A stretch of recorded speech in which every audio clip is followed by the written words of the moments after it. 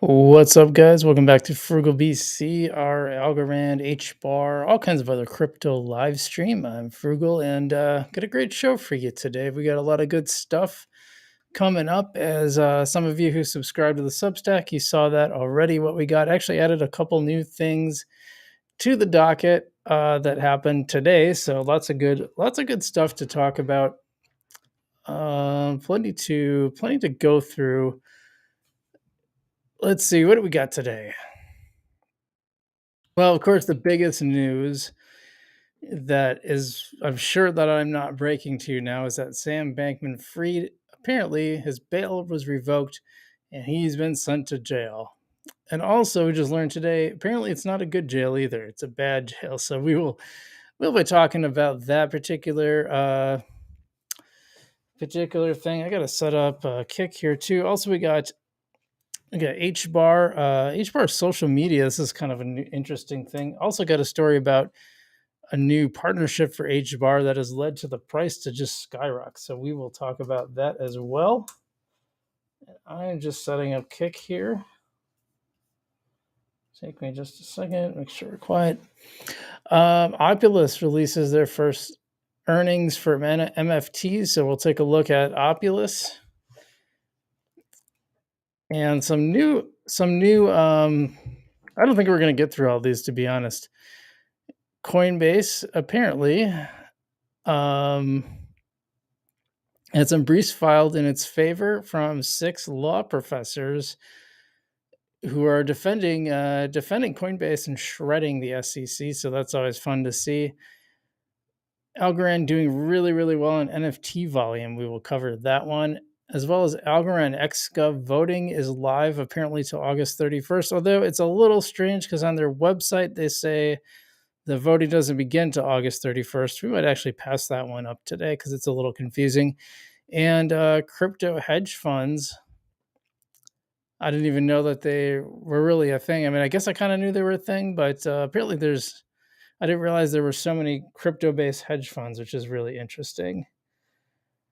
And we're going to take a look at that because apparently they've had a bit of a rough time of it, has stabilized, but might actually be heading for a cliff coming up. We are going to talk about Illuvium, a game that looked really promising, but one takedown I've seen on the internet does not make it look very good at all. Might be some problems for that game, and we'll talk about that a little, as well as apparently the game CryptoPop is coming back. You remember a while back I talked about it and I wanted to show you guys on the live stream, and then suddenly it wasn't there the very next day, which was a bummer. And apparently it's coming back, so we'll talk about that as well. So you got a couple of people in the audience. Let's see who is here.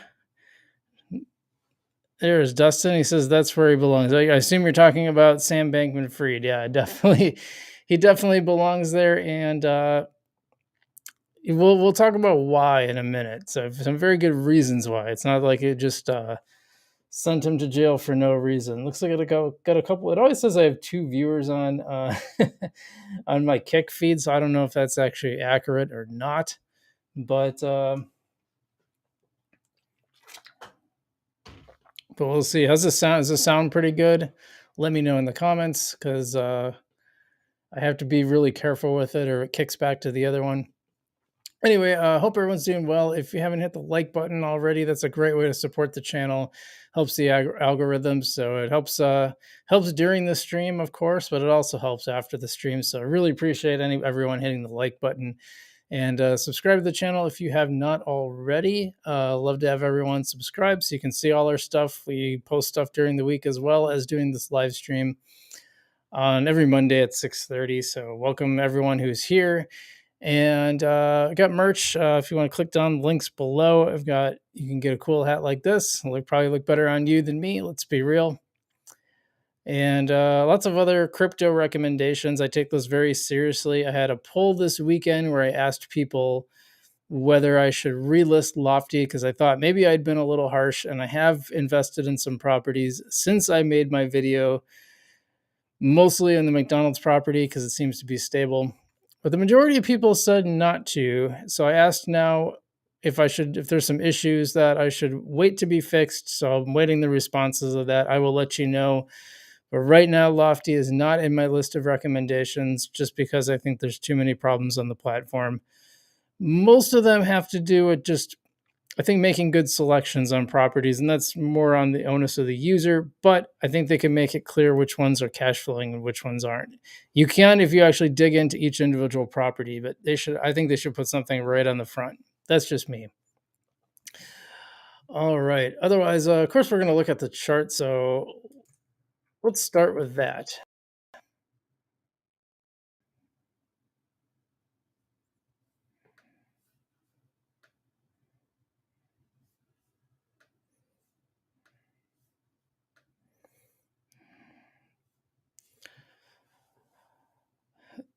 Interesting. Yeah, fear and greed index has been neutral, which I think is really interesting. Even in the depths of the bear market, we've got a neutral fear and greed index right now. And it's kind of because we've been in a holding pattern. We haven't really been dropping. We've just been kind of holding steady. Bitcoin was up about 30,000 a little bit. Now it's just been sitting at 29 for. You can just look at that flat line on the right. Like it's just, and Ethereum pretty much doing the same thing. They all kind of look like that. So really just a flat market, a little bit up, but then there's ones like Solana really kind of pumped. You know how I feel about Solana. I don't think it's a very good project.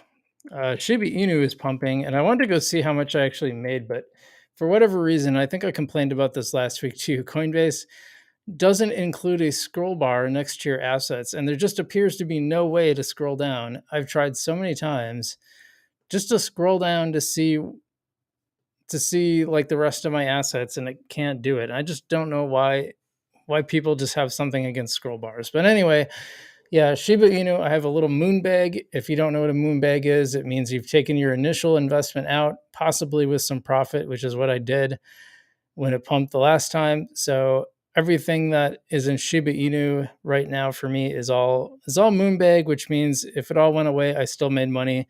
But anything that goes up is just pure profits. Tonguecoin looking really good. It's breaking the trend there. Bitcoin Cash down a little, Stellar down a little, Uniswap doing pretty good. Cosmos has kind of held steady at like $8. Interesting. That's one of the ones I like. And then of course, here's Hedera up 17%. And that is based on the news that FedNow just announced a partnership with them, or that they're allowing them on their platform. We'll dig into that. We'll dig into that story more, but pretty impressive just to see that price dip or increase rather. Amazingly, I'm actually still quite down in my Hedera bag, so I probably should have bought more in the bottom. I was looking for anything else interesting. Okay, Mantle. I don't even know where that came from. It's down 10% right now, but I don't even remember hearing about that one. How it snuck into the top 40 without me noticing is, well, it's not that impressive to be honest. VeChain up a little bit, kind of a nice little pump. Near Protocol sitting at 39, just hasn't done much. We don't really expect anything to do too much right now. Optimism 14. Algorand up 3% on the week. So it's actually outperforming a lot of the coins. It's rare to see that with Algorand, so I like seeing that. It's a nice little pump recently. It kind of pumped a little, went down, pumped back up. And I mean, pumped is, I'm using that term very loosely. We're still at like 11 and a half cents from like what, 10 something. So, yeah, otherwise, just seeing anything interesting in the top 50. Not really. Just, yeah, pretty flat market overall. Let's just switch right to Vestige so we can look at the Algorand ASAs.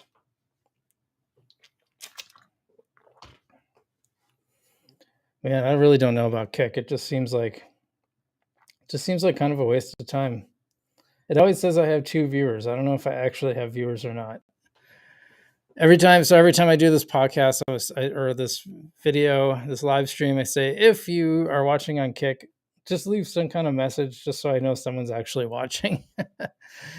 Let's see. Yeah, not looking good for the ASAs. Pretty much chips, DFly, Opulus, Surprising because they had some pretty big news lately. Opulus, Vestige, and KubeCoin all down on the week, but Dharma Network is doing okay, as is Akito Inu. Otherwise, Gora, Votecoin, and Yieldy all down. At some point, you're just going to run out of zeros with Yieldy. It's just going to have too many zeros. Again, I like to tell this story. I remember when it was 2 cents. So out of like a tiny little investment, I had like $180 worth of Yieldy. I did eventually sell out of Yieldy. I don't know when I did it. Well, there's some big ones on here. Ape Iron is up 162x. Well, that one is big. Realio token is up 19%. Day by D 17, and Headline up almost 10%. Headline has got to be the most confusing project in all of crypto because it's like you just have no idea what they're doing. It's so random. One more I want to check out here. We're going to look at the dApps on ChainTrail. I think this is the one I want. Actually, no, I want the leaderboard. Let's go to the leaderboard.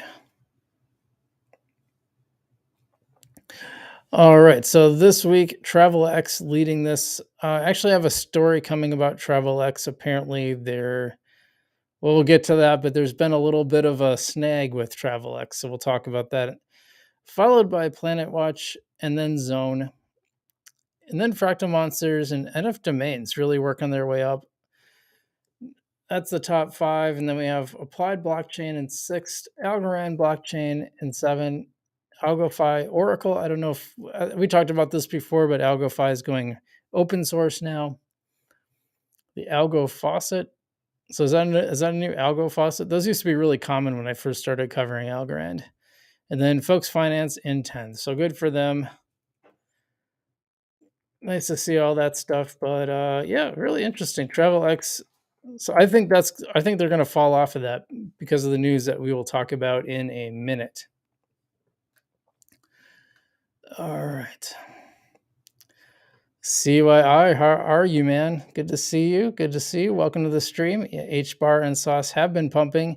HBAR especially has been pumping, and that is a news item that we are going to be covering. I'll probably cover it in the same segment that I do my other little short one. But let's just get to. So remember, guys. Besides hitting the like button, which I really appreciate, everyone who's who's hit the like button so far, and if you want to, it really helps support the channel, help get more people to the live stream, which I think is always fun. So the more hit that like button. If you're not a subscriber already, I'd love it if you'd subscribe. But yeah, let's just get into the first news item, because good old Sammy, play it again, Sam, in jail is what I put with my headline. Sam Bankman-Fried's bail revoked, and he's been sent to jail to await his trial. Now, why did he do this? Well, he thought it'd be a good idea to tamper with witnesses, which means included 1,000 calls and messages to members of the press. Apparently not to YouTubers. I did not get a call or message from Sam. I'm really hurt there, Sam. Really hurt. And apparently he leaked his ex-girlfriend's diary, which, if you don't know, that is Caroline Ellison. She was in charge of Alameda Research and was sort of like a co-conspirator in all this FTX scam nonsense. And I'm sorry, alleged scam. I should be careful. Alleged scam. Ellison is now cooperating with authorities in the case on Sam Bankman-Fried. So yeah, probably not good to tamper with that witness, and they decided they needed to send him to jail. Let's take a look at this story.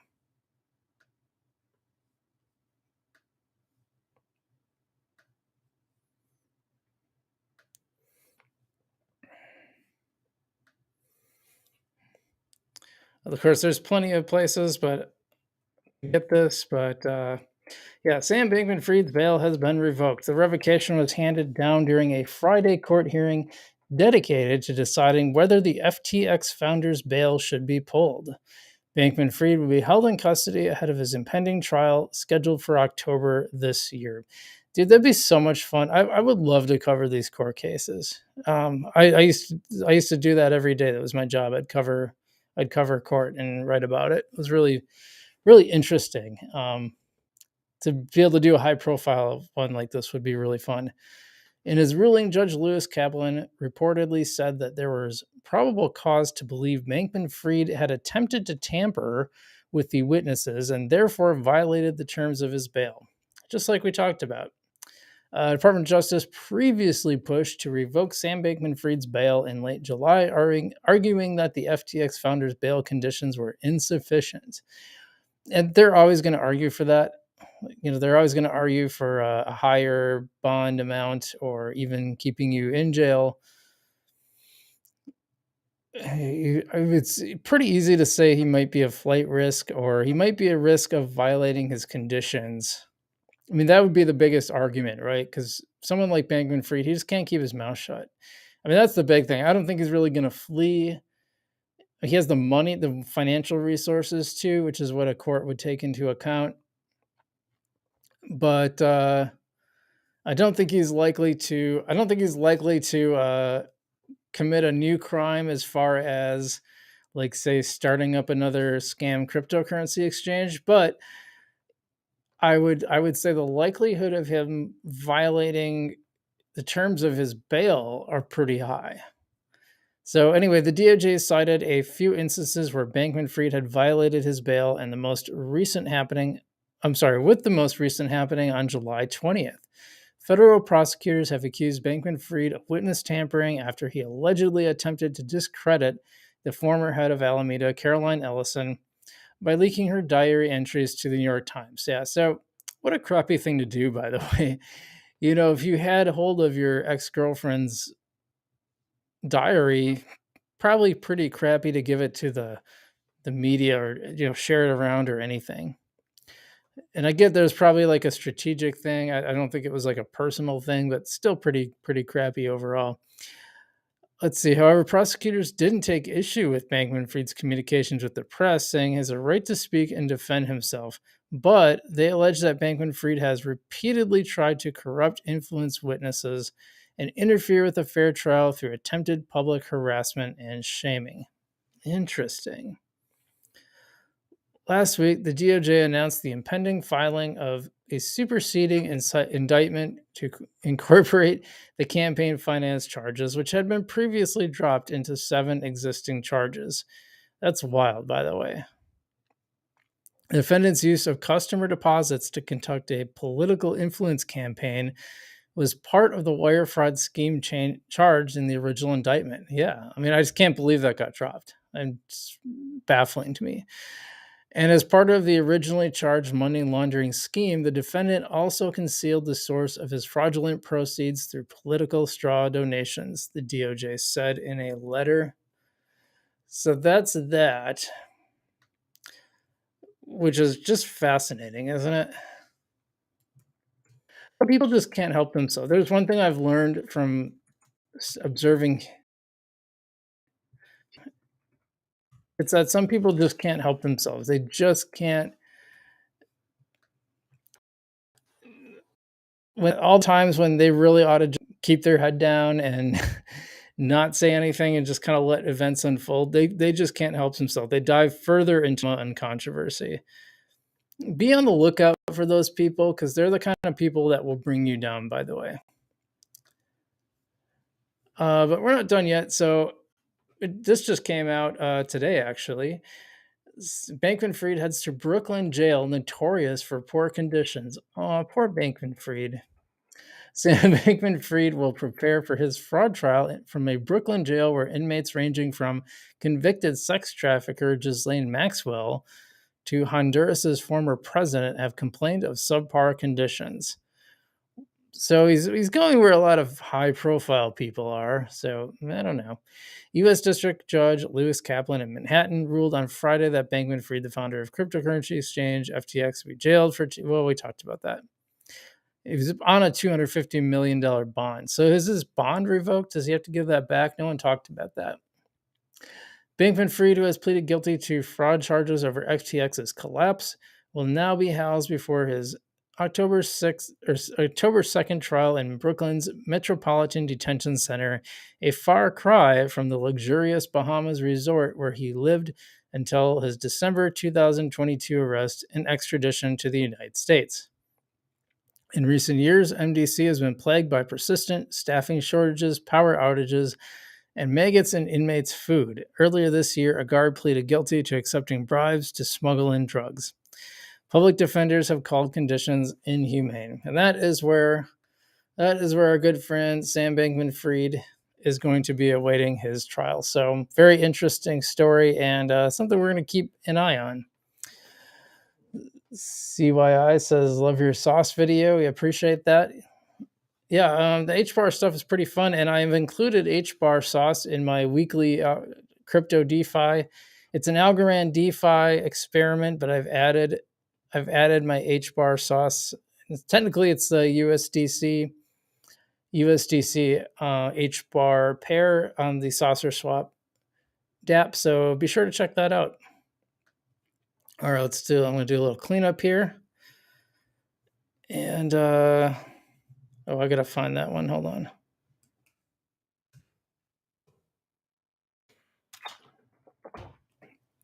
Oh, I'm looking for this. If you guys haven't subscribed to my Substack, I really recommend you get on it. It's free. You get news sent right to your inbox once a week. I only do it once a week. Might eventually, occasionally do like an extra post or two, but oh shoot, I gotta do that. Hold on. But I really recommend you guys do that. Getting, it's like I said, it's free. The link is in the description. So, or you can just search FrugalBC on the Substack platform, and you'll probably find that as well. Otherwise, it's just FrugalBC.substack.com if you want to check that out. Oh, I'm trying to find this. Here it is.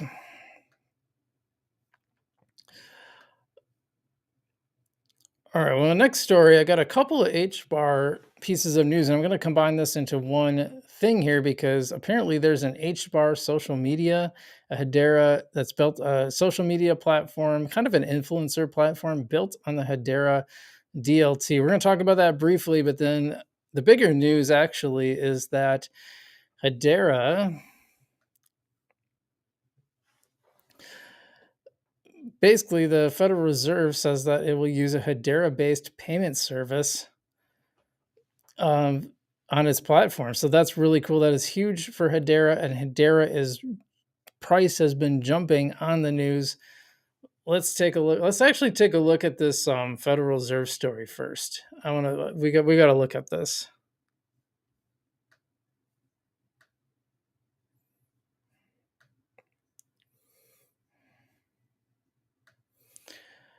Another thing, they also had a thing about SPF being sent to prison, but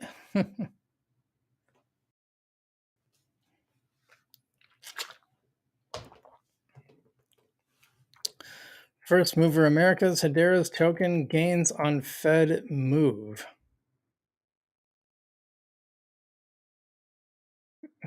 Hedera Hashgraph's HBAR token took the lead among major cryptocurrencies on Monday with a gain of 15% over the last 24 hours after the U.S. Federal Reserve's FedNow added a Hedera Hashgraph-based micropayments platform Drop as a service provider. FedNow is an instant payment service provider developed by the Fed for depository institutions in the U.S. Hedera is a public distributed ledger based on a hashgraph algorithm that the company says allows users to process transactions quickly and cheaply. We're going to talk about that a little bit too, because Hedera works just a little bit differently. It uses a hashgraph instead of a blockchain, so it's not really a blockchain. And one of the biggest features of Hedera is its consensus mechanism. So you'll see a lot about transactions on Hedera. And amongst those transactions are consensus, where it's basically confirming things. And that's actually really important. I think a lot of these companies rely on that, and that's a big feature of why Hedera keeps getting chosen for these things, but and why so many large companies are part of their network and their governing council, in fact. Bitcoin and Ethereum are trading flat on Monday after trading in a tight range over the weekend. So yeah, Hedera, big news for Hedera, that Hedera is part of this. I wonder if there's a little more details on this actually. Or is this just showing it? Come on now. Yeah, there's drop. Service provider showcase. There is drop. Drop offers a digital technology solution designed for merchants to accept payments at a very low cost.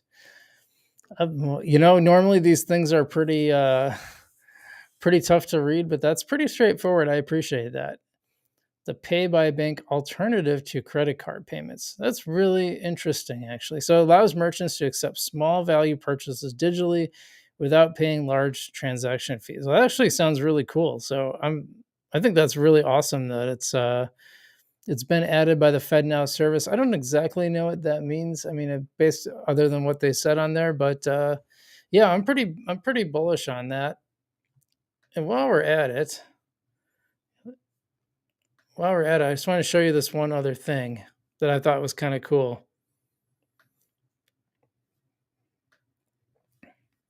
So we're just full of positive Hedera news today. Where did that go? Yeah, I wanted to show you this. I don't think this is as big a news as the other one, but I think it's kind of cool. This is called Galaxy, which is the dumbest name I've ever heard of, but it has a really cool purpose. So I'm going to show you.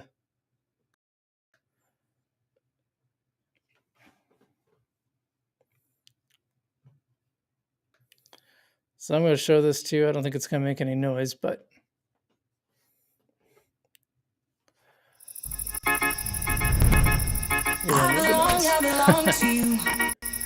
so what this is basically is it's a platform for like maybe influencers, someone like me could actually use this, and it allows you to have like basically premium services.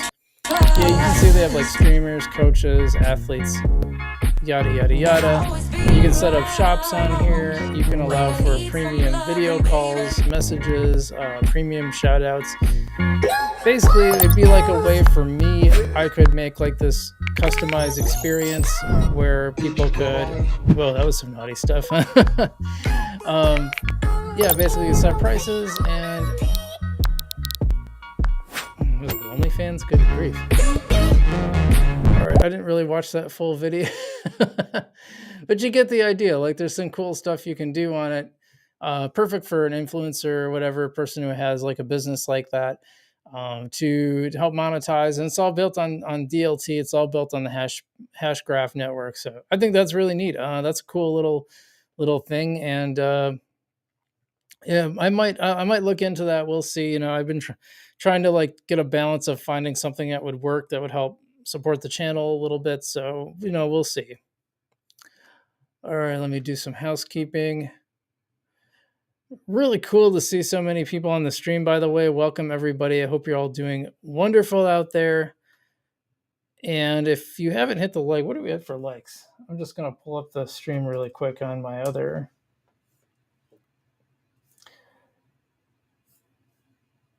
What do we got for likes here? 4 likes. Yeah, let's get her up to 10. Let's get her up to 10 likes if you guys don't mind. I really appreciate that. Thanks for all the love, guys. Awesome. And if you're on Kick, I'd love to get some interaction on Kick. So, hit some kind of button, hit an emoji, whatever. That's cool. Otherwise, make sure you guys say hi in the chat as well, because lots of stuff. I try to answer questions. I try to wait for between segments to answer questions, but feel free to leave comments or leave a question in the chat, and I will answer you anything you want. Anything about Algorand, crypto, HBAR, whatever.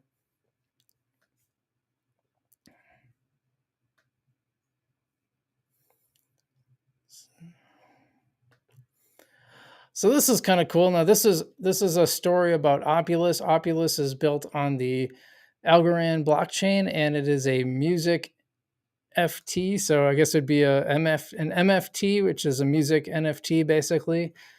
And it allows you to purchase basically rights to a music, so you get a share of ownership for different music creators, and allows you to earn on it. Well, there was some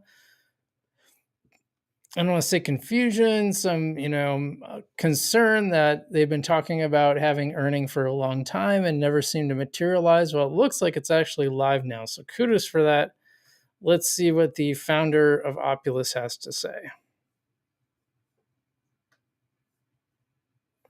This is Lee Parsons, by the way. Now, Lee, there was a little bit of a kerfluffle between Lee and our man Seawill from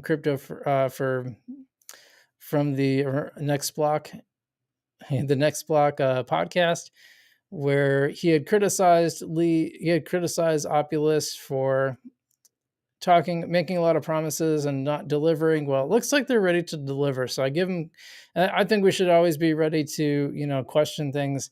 You got to do a lot of questioning in crypto. Absolutely. But all right, so this is from Lee. He says, loads of happy Opal fam today as we keep delivering on our goals and promises. MFTs are ready to claim. Payments have been sent. A few fixes are still being done, but another huge milestone accomplished. We appreciate everyone for being on this journey with us.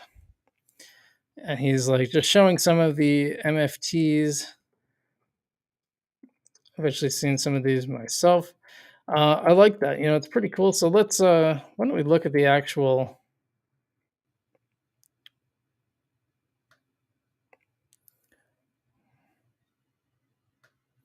Oh, he's got a link tree.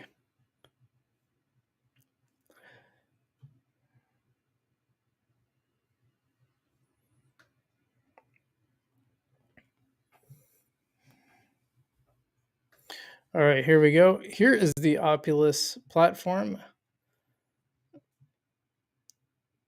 They kind of talk about how to do it. Here's the sales. Let's see what's active. Are there other ones you can? Nope, that one's already sold out. So they sell out really fast. Here's examples of the ones that did happen. You can mouse over and see. Yeah, you can see that they're all pretty much. Whether the artwork for these are outstanding. I mean, these are really good. It's pretty impressive that they all sold out. You have to buy them in $50 increments, or you have to. I should say the minimum is $50, but you don't have to. You could buy like $51, from what I understand. It's really, really. It's a pretty cool idea. I might have to keep an eye, but I never see like a thing saying, "Hey, we got a new one coming up." But that's impressive. That one's not even finished yet. It's already sold out. Ends August 6th. Did they have an upcoming one? I just want to take a look. No, they don't.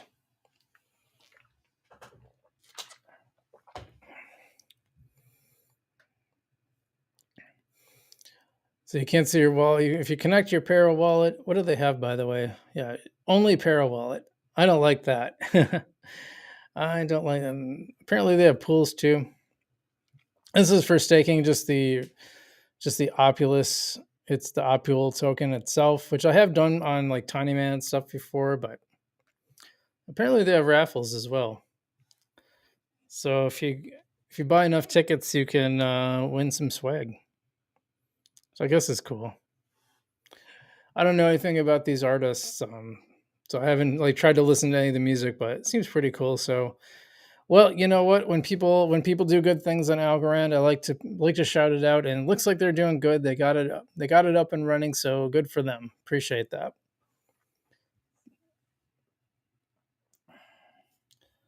Trying to figure out if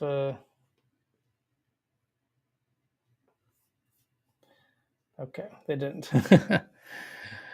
Let's see what else we got on the list here.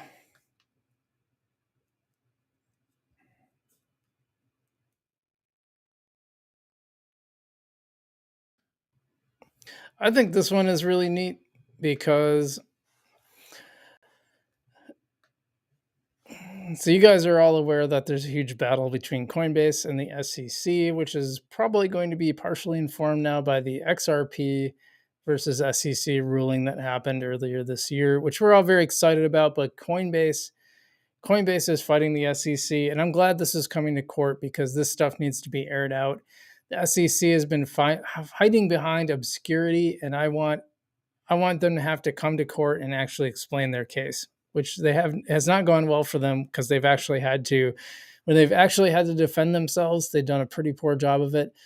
Well, in the latest news in Coinbase, 6 legal experts, and these are law professors at some pretty big institutions like Yale, University of Chicago, UCLA, that kind of stuff, have filed amicus briefs in defense of Coinbase in the SEC's lawsuit against them. So why don't we look at this, because they basically shred the whole investment contract thesis.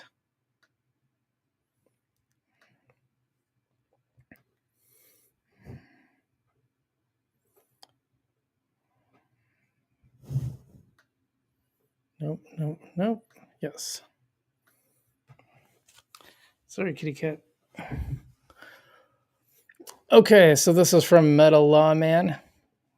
I think he's the guy that had a bunch of stuff about Gala too, but I could be wrong. I don't think that's him. I take it back. Anyway, he says SEC versus Coinbase, big updates. 6 securities law scholars filed devastating amicus brief in support of Coinbase. Law professors from Yale, University of Chicago, UCLA, Fordham, Boston University, and Widener filed an amicus brief last night that absolutely shreds the SEC's investment contract theory. The amicus brief brilliantly traces the history of meaning of investment contract before, during, and after the passage of the Federal Securities Act of 1933. Here are the scholars' conclusions.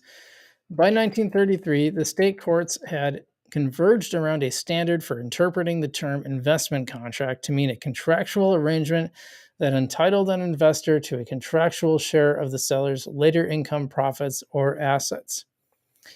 After the Howey decision in 1946, the common thread for investment contracts remains that an investor must be promised, by virtue of his or her investment, an ongoing contractual interest in the income, profits, assets of the enterprise. Every investment contract identified by the Supreme Court involves a contractual undertaking to grant a surviving stake in the enterprise.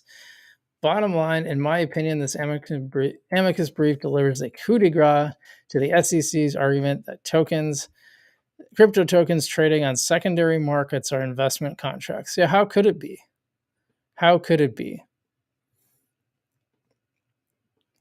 It's crazy because it's on a secondary market.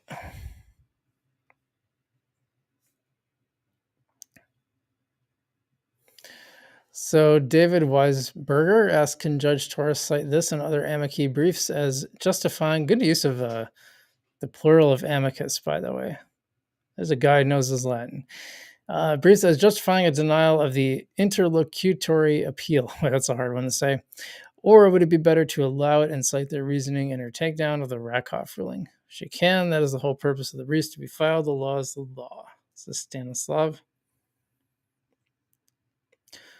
But then David Barrera says, those law scholars grossly disregard the actual holding in Joyner, the first case in which the Supreme Court interpreted the definition of the term investment contract. Let's see what that said.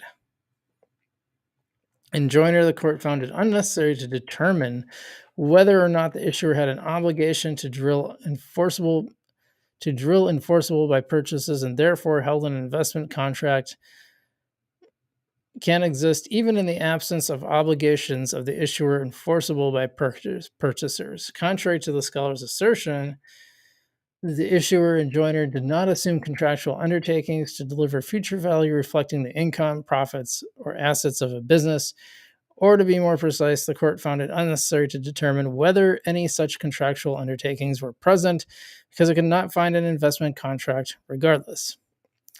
The leasehold interest would appreciate if the issuer were successful in its oil exploration efforts, the same way tokens appreciate if the token's promoter is successful in developing and promoting the underlying protocol, product, or service.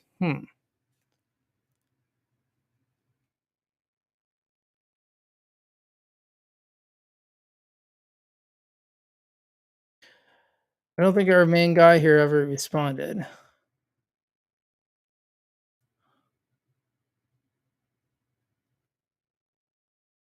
Well, they really get into it here, and that's we're not gonna dig into all that because there's a lot of stuff in there. But yeah, really interesting. It's definitely a case that we will be following, and I'm curious to see how it comes out. Jeffrey Patton, welcome to the show. Thanks for commenting. Says Algo to 25 and I break even. Let's go, Algo. Yeah. For sure, man, and that will happen. I'm not really worried about it getting to even a dollar or two. I think that's pretty reasonable in the next bull market. It'll take a while, you know. I wouldn't expect anything this year, that's for sure. Next year, maybe. Definitely not this year. Let's see what else we're gonna do.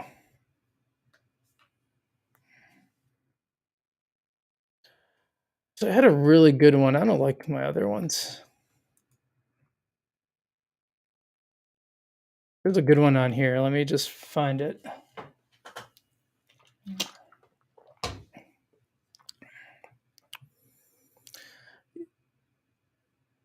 Actually, I have another. I have some more bad news about another crypto project. Algoscan apparently is shutting down, and we're actually going to get a little insight into what happened here. Algoscan, they did a lot of basically provided APIs to other projects. It was a really important part of the ecosystem, so it's really sad to see it go. Let's just dive in. We're going to have to go to it and then backtrack a little bit. So we're going to do this first.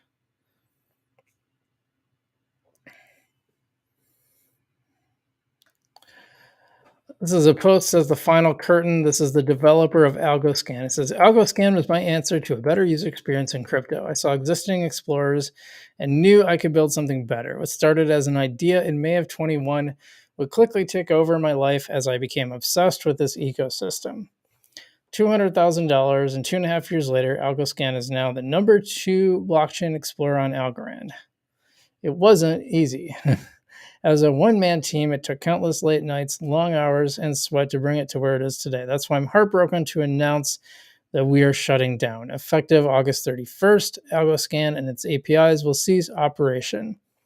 This wasn't an easy decision to make, but I've run out of runway to continue operations, and my conversations with the Algorand Foundation to provide Algoscan with funding have stalled. So how I got here, I approached the foundation shortly after Decipher last year, and as you know, I was at Decipher. I've probably passed him at some in the hall at some point. I don't know what he looks like, so I never met him though. I approached the foundation shortly after Decipher last year, who seemed eager to continue supporting Algoscan. With high infrastructure costs, I informed them that Algoscan would run out of money by the end of July. On July 28th, the investment committee at the foundation finally approved us for $250,000 with the following terms. It's pretty small. I don't know if I can make it bigger. They were going to give them quarterly payments, a legal doc to cover contingencies, payment preference, and algo. The terms are extremely predatory for an investment, giving the foundation the ability to cut off funding and take my source code felt like the opposite of supporting development.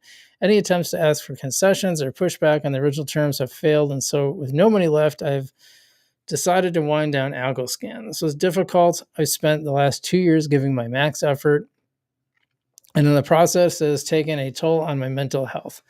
With the investment committee decision, I decided to move on. I'm currently paying out of pocket to run Algoscan, which will remain in full operation until August 31st. I want to thank everyone who supported me and what I built. The people here have been some of the best parts of the Algorand ecosystem, and this is from Harsh. P.S. If you're hiring a full stack front end engineer, my schedule is about to free up. So, first off, mad respect to this dude because, like, a lot of these companies were taking millions and they were taking millions and like building full teams with salaries, and this guy was doing this in his spare time, and it took him a lot of time to get funding. Well, that's not the end of the story. So John Wood said, separate to the investment deal outlined here, the foundation also offered to fully cover all costs of operation for AlgoScan so that it could be run without cost and Harsh could develop it in his spare time. With the foundation receiving no equity or code, Harsh declined.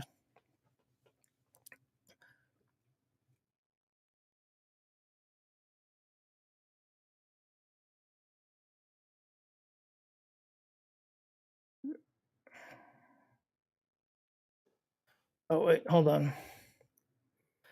I was like trying to find. Okay, hold on.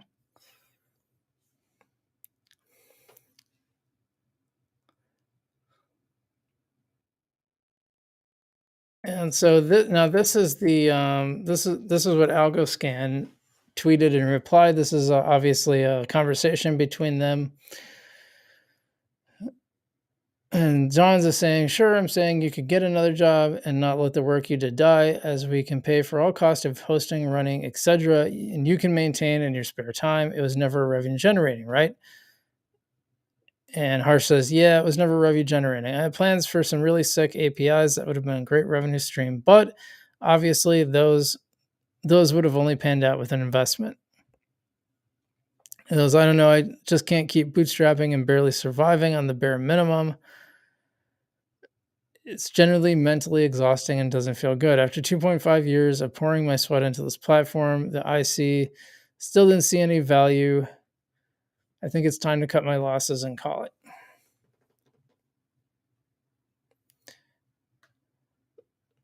So Coop, Recoup from Coop Daniels from the Recoup show said, if they cover the cost with no equity, wouldn't it make sense to keep it going and explore ways to make revenue?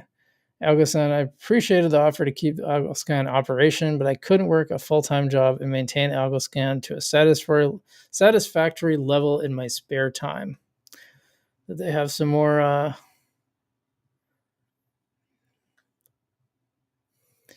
He said, Coop said, I understand. I too feel cornered into making hard decisions these days. The site is really nice. Sad to see it go.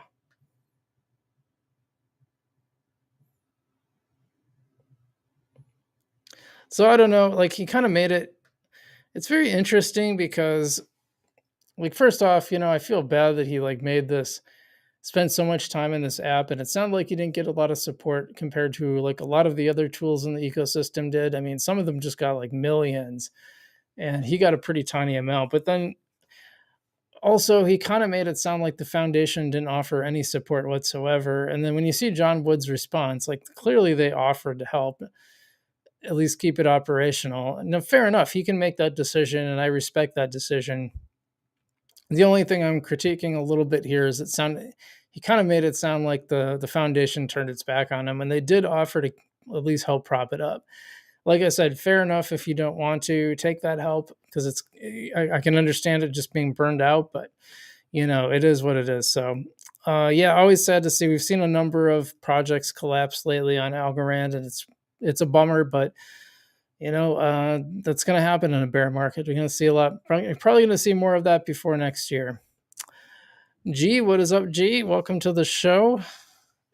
Remember, guys, if you've got any questions or anything, leave it in the chat. We'll answer it in between segments. I don't think I have too many more to do. Let me see if I got.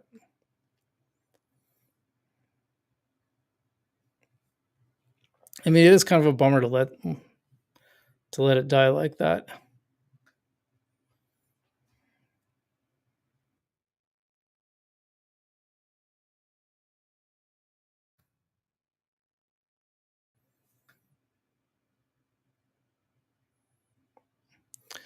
All right, I think I'm going to make this the last one because I'm just kind of running out of steam, to be honest. So we've talked about Travelex before. They are building an NFT airline ticket platform on Algorand. They have a contract with Flybondi, which is a South American airline. So they've had that. They've been minting NFT tickets, but suddenly the activity in Chain Trail, which I'm a big fan of, which we looked at earlier in the show, I referenced this earlier, noticed that they weren't minting tickets all of a sudden. So what's going on with that? Let's take a look.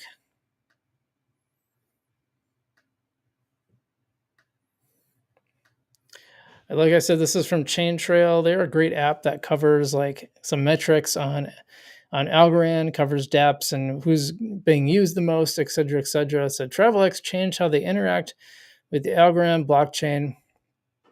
We're investigating what's going on and if we can follow the change to get TravelX NFT primary sales back on our dashboards. Well, it turns out, and Algo Soph pointed this out, and I thought it was in the thread, but I guess it's not. He says it does look like TravelX stopped minting NFT tickets for a while, and Algorand, as on all the latest transactions, nothing in particular comes from TravelX anymore. Could be due to technical issues on their side. I think he answered this.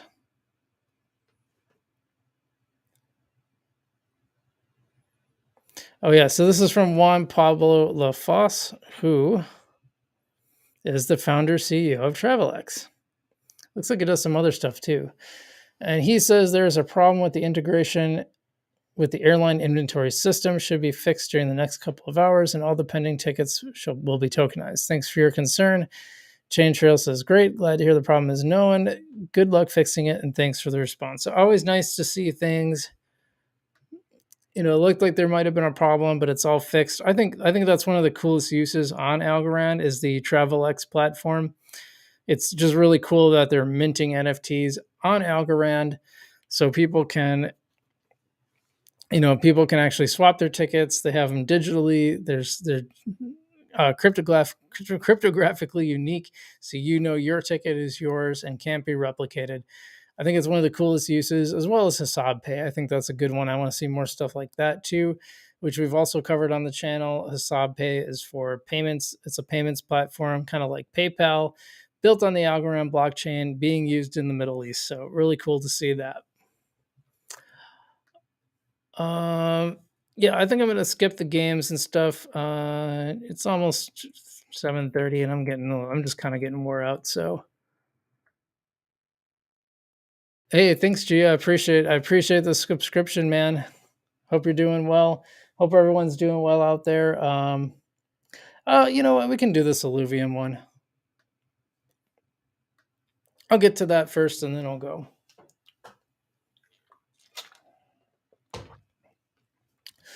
So you guys may have heard of this blockchain game called Illuvium. It looked like a really cool game. Like actually looked like a AAA game, or at least close to it. It had a realistic looking world. It had a main character. In fact, I'm just going to pull this up right here and let's look.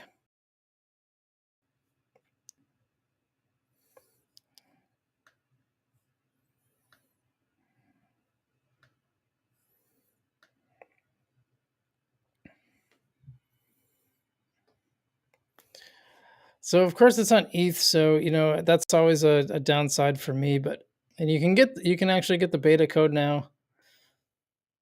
This actually looks really good, doesn't it? It says collectible RPG and auto battler. Let's just take a little look at the video here.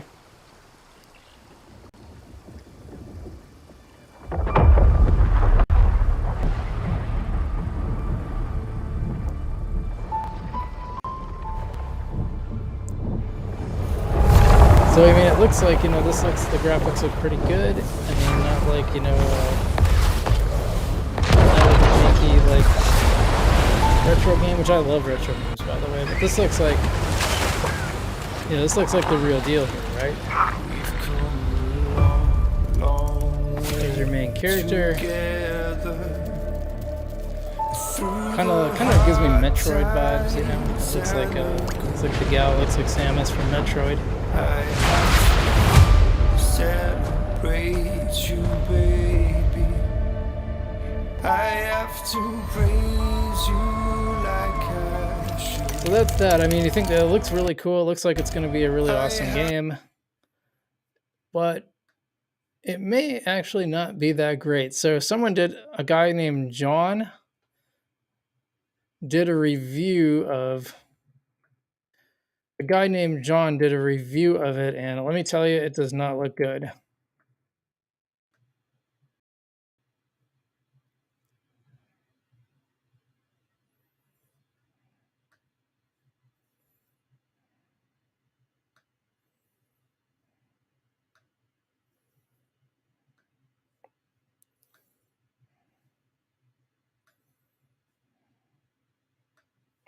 Oh, I thought I stopped sharing that. I just shared the wrong one. Sorry about that.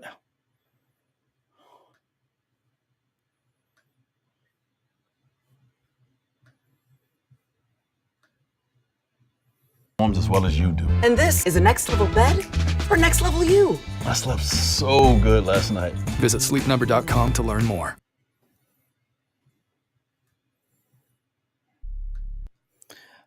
Just screams made in Unreal. I bet as soon as I move the camera, there's going to be.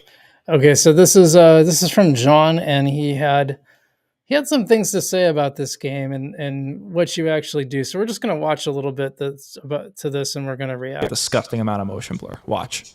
Yeah, color me surprised. Well, there's absolutely no instructions or tutorial or anything, so I guess I'll just start walking around.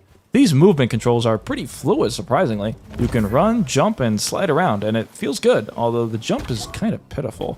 There's also a soundtrack, which the fact that they actually made one is pretty impressive. But unfortunately, it's just a looping ambient drone, so nothing to get excited about. So after a few minutes of walking around the empty overworld looking for some form of instruction or goal, I found this massive hub area with some computer screens. Interacting with one prompts me to join either a training or competitive survival game, so I chose training.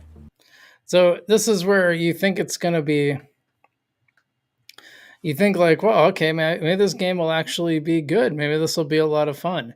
But there wasn't a lot to do in the world. Now this is where it gets. This is where it's a bit of a left turn.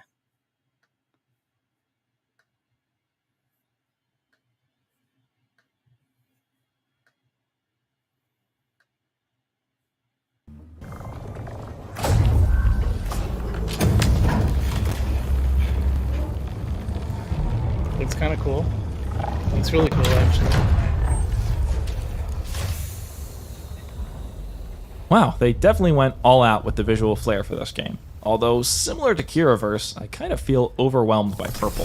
So, what do I do? There's no tutorial or instructions or any directions at all.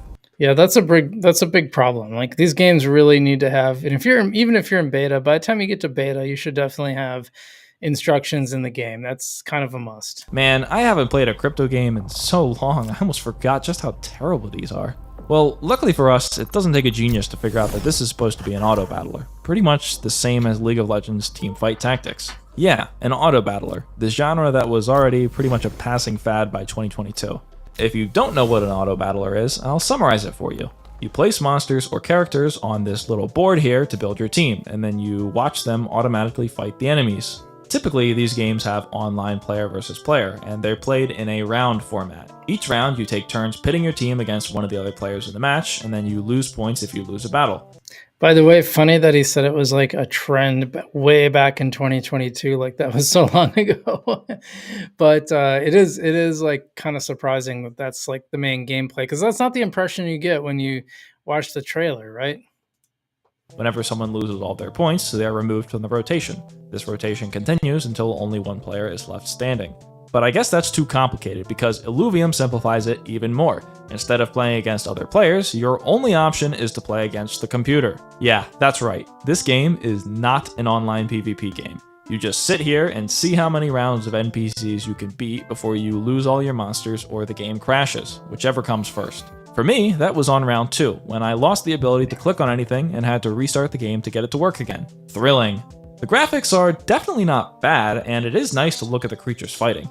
You can zoom and pan the camera freely around the arena, which is something that I haven't seen before in an auto battler. However, watching your little creatures battle is interesting for all of 60 seconds, and then after that you'll just minimize the game and go do something else while your monsters battle in the background. Now, this would be fine if the game was lightweight, but of course it's not. I don't know if there's something seriously wrong with the game's optimization, or if it's secretly mining crypto on my GPU, but just having it open in the background was causing my GPU to run hotter than any other game I've ever played. And by the way, I found that to be the case for some crypto games, like especially on the phone, they'll just like fry your phone. It's wild. Anyway, that's pretty much it. That's all there is to Illuvium. That's the game, is that you basically play this auto battler. You have this open world and there's nothing to actually do in the open world. Now, if it's really a beta, that seems to imply that that is the game. But there's got to be more to it coming, I would think. But so far, that's it. That's the whole game, is like kind of kind of a lame auto battler. And that's really disappointing because, and not surprising, that's kind of what we see from play to earn games and Web3 games. I just haven't been impressed with much of them. So anyway, that's it. That's what you're going to do. But, one more game I guess I can mark off my list. G says, greetings from Argentina. Well, thanks for watching all the way from Argentina. I appreciate that. Hope you're doing well over in Argentina. FMK, welcome to the show. Thanks for watching. It says, thanks FrugalBC for keeping the quality info flowing in such an easygoing manner. Well, I do try. I think so. Thanks so much for that. So glad I caught a live for once. Unfortunately working, so can't chat much, but wanted to say thanks. Well, I appreciate you coming by, FMK. I appreciate that a lot. Hope you got something out of it, and hopefully you can watch it on repeat. I try to clip out a lot of the segments and repost them as videos to make it easier for people to watch. But also, the replays are always live on the podcast too. So I don't actually know how that works. By the way, I've designated a category, a playlist as live as podcasts. So whatever YouTube does with that, I don't know. I've been thinking about getting premium, and maybe that will help me understand that. But all right, well, guys, thanks so much for everyone who tuned in today. I appreciate that, and everyone who's left a like and a comment and all that's good stuff. The more activity, the better. I always like to see it. So thanks so much, guys. Otherwise, I'm going to peace out. So stay safe out there. Remember, not your keys, not your crypto. Get stuff off exchanges. Use Ledger for the maximum amount of safety, which I have in the recommendations down below. And as always, I will see you in the future.